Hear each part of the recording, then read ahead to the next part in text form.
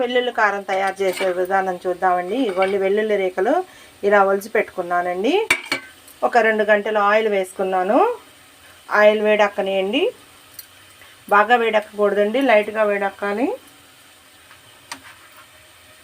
వేడెక్కినాక first జీలకర్ర వేసుకుందామండి. చాలండి, ఆ హీట్ చాలండి. అన్నీ కూడా స్లోగా సిమ్లో పెట్టుకొని చేసుకోవాలండి. నెక్స్ట్ వెల్లుల్లి రేఖలు వేసుకోవాలి. కొద్దిగా ఉప్పు వేసుకోవాలండి.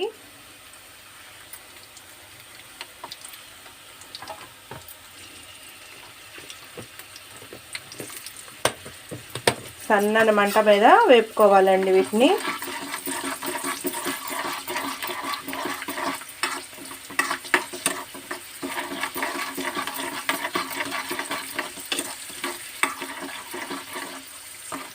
వలవకుండా వేస్తే పగిలిపోతాయండి చిటపటాను.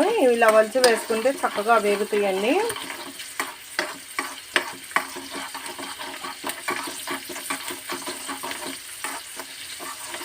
ఇలా సిమ్లో పెట్టుకొని వేపుకోవాలండి.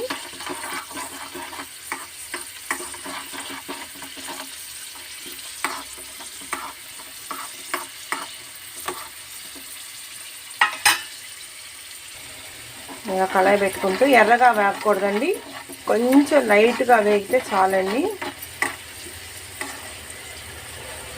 కొంచెం కలర్ చేంజ్ అవుతున్నాయి, ఇంకా వేగిపోయినట్టేనండి.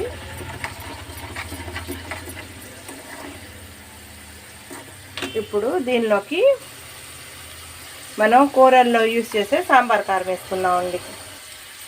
ఇదిగోండి కూరల్లో వాడుకునే సాంబార్ కారం అండి.